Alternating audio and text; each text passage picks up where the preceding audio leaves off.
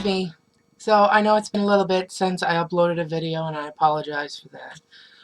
Uh, as you know, I tried to record a tutorial video and it got corrupted somehow. And the last couple days I've been actually trying to shoot one of these kind of life update videos, and it hasn't been going well. So I think I need to share with you guys a little bit about what is going on with this former friend of mine. I have gotten a couple um, messages about it, people asking me if I'm okay, um, say, oh, I've gone through something similar, and I really appreciate your messages. And I've always been the kind of person that if something I have gone through or am going through can help someone, then I'm more than willing to share it. You guys know how open I am about things in my life, and I feel like this might be something that can help someone else. And even if it doesn't, it helps me. And I think that's something that you guys would be happy about, that by me doing this, it's helping me. This friend of mine, who I will call Michelle, uh, Michelle and I were friends for about 6 years. Up until that point, when I met Michelle and we started to become close, I didn't have any friends. And the friends that I did have in my life, I've realized now, um, were very superficial, and they weren't very good friends to begin with. As the years have gone on, things have happened between us that, you know, maybe I did perceive them as strange or not very friendly like. But I either attributed to just me being silly, not knowing how to be an actual friend to someone, or just, well, that's just Michelle's personality, and, love her or leave it type of thing. And, she was my friend, so, I'll just love every little bit. But it got to a point where um, I couldn't be around her anymore because everything that we did together was just an annoyance. And I feel really bad about that. Probably for, I would say, the last year of our relationship, um, it was really a struggle for me to be positive about our relationship. Um, right before, I can't say right before, you find out things about people, and you kind of blow them off because you're like, that's just one thing about an entire person. When those things start to add up and you start to realize that maybe this is not the kind of person that you would normally consider to be a person that you want in your life, and I just didn't know how to handle that because I'll admit it, I've been dealing with untreated mental illness most all of my adult life, and I'm finally starting to kind of get a grasp on myself as a person and the relationships in my life, and I started to see where this was unhealthy. And not just myself, it was thanks to other people in my life as well, not just what I was discovering. So thank you again to the people who have been helping me through this. I went to see a therapist for the first time in almost 10 years, and I explained to the therapist there was an incident that had happened between Michelle, myself, and my husband. And I explained the situation to my counselor, my therapist, and she looked at me and just flat out told me that what I knew, but to hear from a professional, it's like, she told me that this person was a toxic person in my life, and I needed to cease my relationship with them. Um, Again, I kind of figured it was, it was leading to that, but I was holding out hope that going to therapy, talking out these issues, I could fix our friendship. And my therapist informed me that this wasn't something that was worth salvaging, at least not in its current form.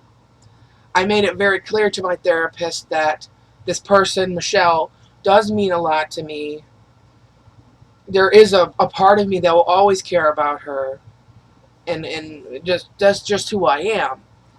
Um, but there's also parts of me that, I mean, it would make me sick just thinking about her, and that's a horrible, horrible thing to feel about a person. Just, just for yourself and for that other person. I mean, I would probably be devastated to hear that somebody thinking about me made them sick. That's horrible. And I'm trying to take responsibility for those feelings, and I'm trying to take responsibility for the fact that my friend Michelle is not necessarily a horrible person. It's just I should have spoken up when things were bothering me. I should have spoken up in the weeks after the incident had happened. I should have been more clear about my feelings, about how I felt, about the situation in general, because this incident that happened was really just kind of the straw that broke the camel's back. There was a lot of things going on in my friend's life at the time that I was trying to help her with, but my husband and I both just felt like we were being used, and we felt really underappreciated. And my husband, he has his issues as well. So, I mean, neither of us could really express our feelings, and it poisoned the well, as I like to, that's the best reference I can make, is it kind of poisoned the well of the friendship. It was just nothing good could come out of it while these feelings remained. And to be honest with myself, being honest with myself, I realized that even if I could work through these feelings with a therapist, with Michelle, we were never going to have the same kind of relationship. And at least in the temporary space of time here now, we can't be friends anymore. My therapist suggested that I write out how I felt, and we would go over it in therapy, and I couldn't. I wrote it out, and I knew that if I didn't send it to her, Michelle, when I wrote it, that I would have deleted it and it would never have gotten said. I went and I told my therapist that, and she was very proud of me. She said that that was a very important step for me, that I made the right decision. She read over what I had sent, and she felt that it came from a place of sincerity, and that I was being honest with myself, and I was being honest with my friend. And she was impressed by the way that I made sure that my friend knew that, you know, I understood that this was going to be a shock for her. That was one of the big issues why a lot of problems occurred with Michelle, was because, and this is going to sound funny, but Michelle is very happy. She's a very bubbly and bright person, and any little bit of negativity in her little space and bubble, it just breaks her down. It either breaks her down or she doesn't understand at all. She doesn't understand like where it's coming from, so I knew I couldn't just come to her even in the moments after this final incident happened. It was, you just couldn't go to her and say something. At least I didn't feel like I could. I didn't have the interpersonal skills to go to her, especially the way that she was and her personality. I just felt so guilty, and I had no idea how to start that conversation, because I felt like, not that it would fall on deaf ears, but that it would not be taken seriously. Um, it was very, very difficult for me to discuss anything with her, truly. And like I said, it wasn't just this incident. It was little things.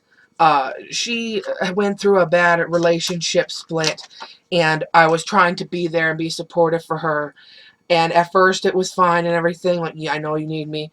But then it really, on a personal level, it turned into, again, my husband and I felt really used, and like our opinions didn't matter, or that we were kind of like on the side because we would always be there. It was like we were kind of a security blanket, which in a bad way. Like, it's fine to have those people in your life that you can fall back on, but it's hard to explain. Like, it wasn't that kind of relationship. And if it was, and if, and I'll just say it, if she ever does see this video, Michelle, and, it wasn't like that, I apologize. It's just, that's how it was to us. And we should have expressed that, and And Devin and I, oh, I can't speak for Devin, but I take full responsibility for the fact that I had a hand in really screwing this up. A big hand. And now now it's been a couple weeks. In the weeks after, I think the biggest feelings that I'm having is she never contacted me. I mean, I told her not to contact me. I did, in all fairness. I was really surprised that she didn't try to. Um, I really expected her, and I had prepared for her to contact me and ask, why are you doing this? Don't leave me. Da, da, da. I expected that, but that never came from her. And I never blocked her on Facebook because we're in an organization together, and she's has a position of authority, so we have to have a working relationship. Uh, so I didn't take her off Facebook. I still have her number and everything. She still has my number. I expected some kind of communication, but there wasn't, which was surprising. But her significant other did contact my husband quite a few times, and my husband wouldn't let me see what was said, but apparently it was it was words that were to be expected from her significant other about this situation.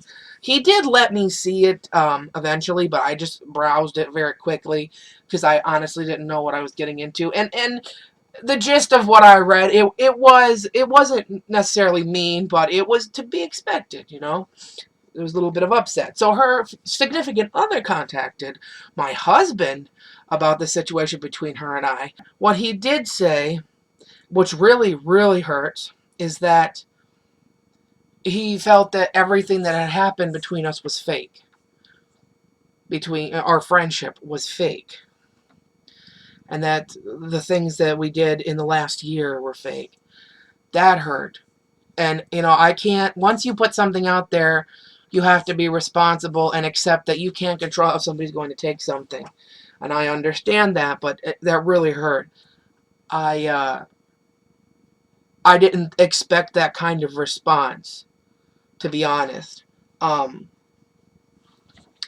Because I feel like, I can't control how people take things. I can't, just make a little amendment saying, well, da da da da da. I have to let this sit the way it is, and it's bothersome because it's almost like the other side thinks that I don't care, or that I'm happy, or that I'm trying to be mean, and that's not the case at all. I'm actually quite distraught.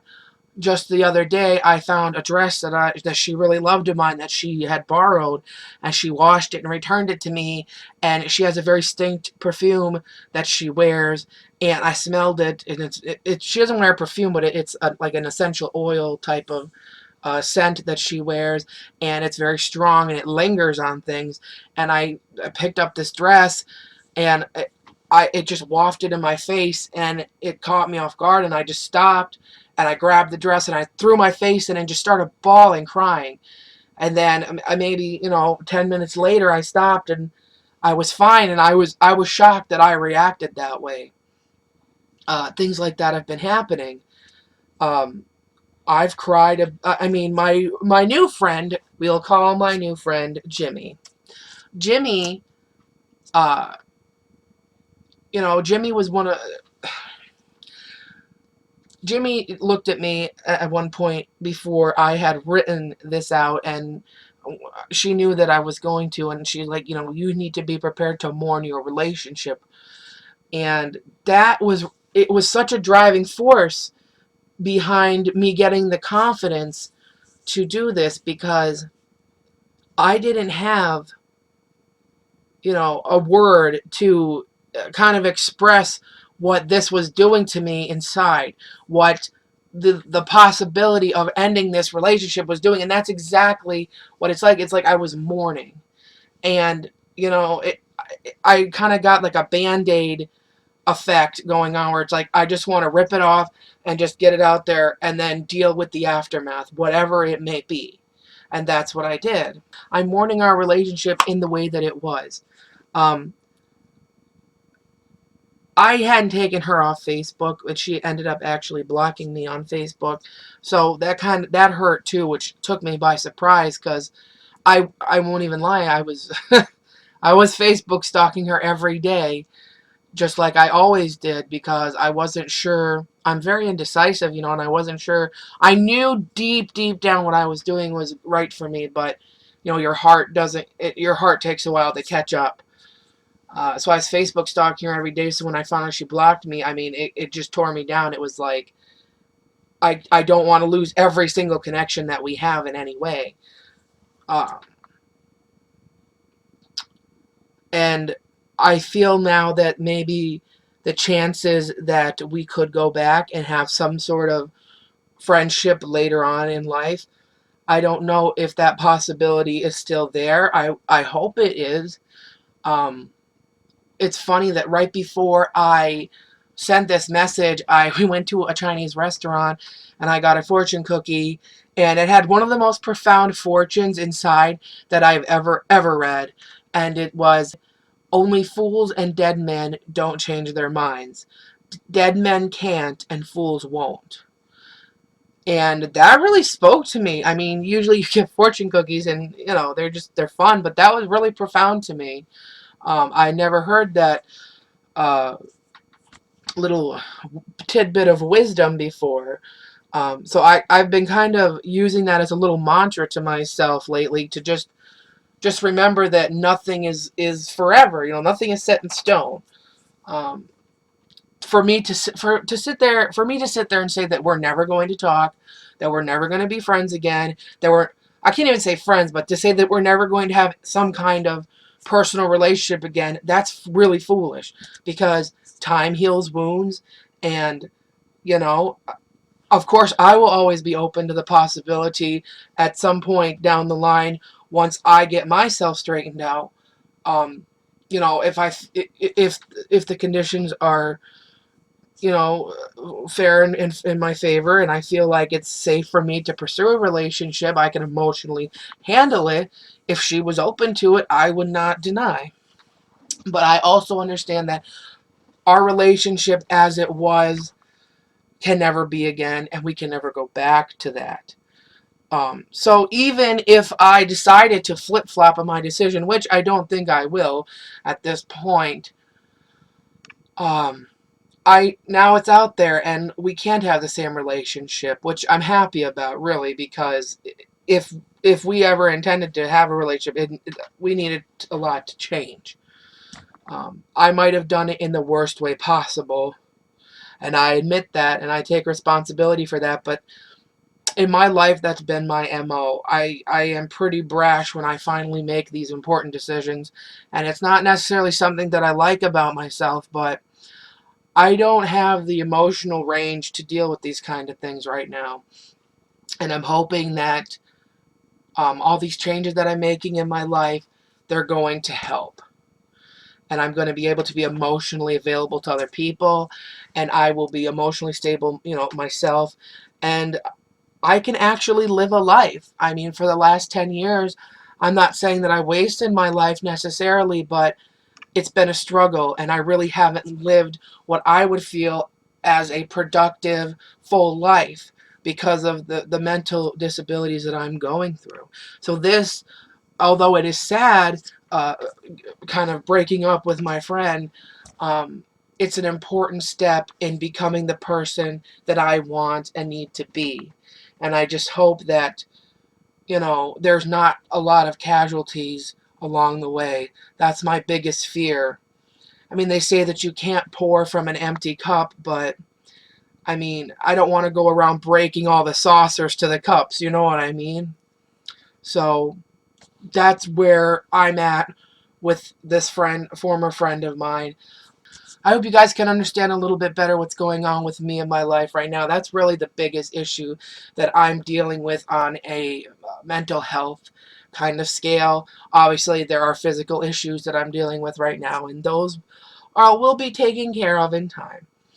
Um, Thank you again to everybody who is concerned about me in this situation. I truly appreciate it. I hope you guys enjoyed this video. I'll keep you guys updated on this situation. Give me a like, comment. Let me know in the comments if you ever been through a situation like this. Have you had to cut people out of your life? Again, I will talk to you guys later. I hope you all have a great day, and I'll see you soon. Love you. Bye.